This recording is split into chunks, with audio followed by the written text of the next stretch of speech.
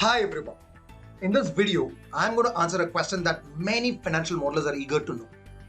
I'm going to explain how to approach financial modeling for a new business or a startup. The question arises because typically when we build a model to project the future, we look at what happened in the past and use the last reported figure as our starting point. For startups, the last reported number either doesn't exist or it is irrelevant. That means we would have to use a different approach. Now, the approach we have to use would have to vary for each business as each one of them are unique. Now, I am going to illustrate this using Tesla India. If Tesla launches their operation in India and we were to focus their India revenue, how do we do that? Here again, we do not have the past data. I am going to use my proprietary reverse flowcharting framework to explain the approach I may use. So, in order to get the revenue, first we may have to segment Tesla's business. As per my understanding, they have a luxury segment and they have one car, the Model 3, which is in the premium segment. So if we can focus these two numbers and add the two, we would be able to arrive at total revenue. But how do we get the revenue for each of the segment? Let me start with the premium segment. We are going to break it into pieces. First, in order to get revenue, we need to get volume and price. But how do we get the volume data? Because there is no past here. So here we have to understand what is the biggest constraint for Tesla is. Is it about their production capacity on how many cars they can supply? Or is it about the market's willingness to buy Tesla's product over the competitors? Or is it market's ability to absorb the EV's vehicles? In my view, the biggest constraint is the market's ability to absorb, given that the charging infrastructure in the country still needs a lot of development and there are not perhaps that many customers who can afford that.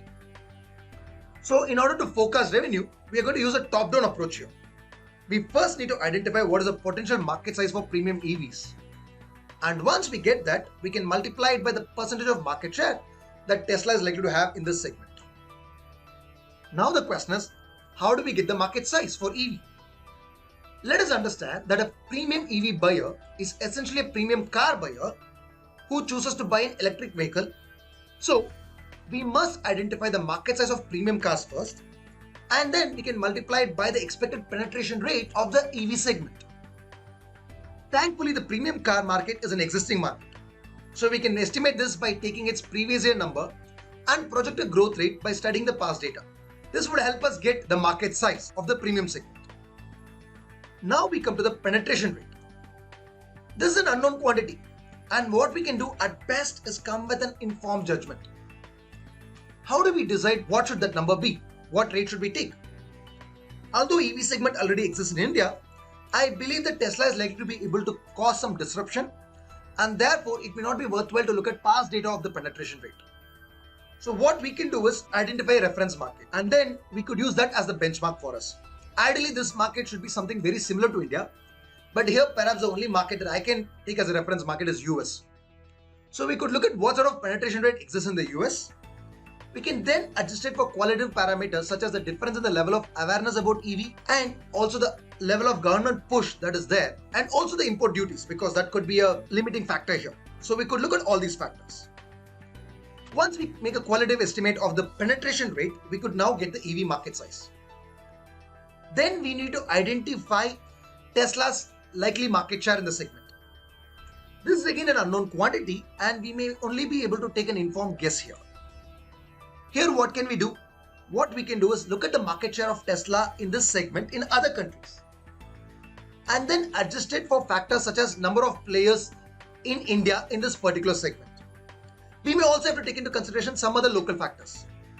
For example, if the number of premium EV operators or players in India is less compared to, let's say, the US, then Tesla may be able to have higher market share. So again, we make a qualitative estimate of the market share, and market size times market share is going to give us the volume numbers. The final piece remaining in our puzzle is the price. What can we do about that? One thing we can do is look at the price of the same model in US and take into consideration the likely premium or discount that may be applied for pricing in India. I am looking at net revenue, so I am not factoring in the taxes here. I am ignoring the taxes. Now, how do we know what would be the likely premium or discount? What we can do is look at the typical premium or discount that is applied by other players operating in the country. As a starting point, we could assume that Tesla may also apply a similar premium or discount.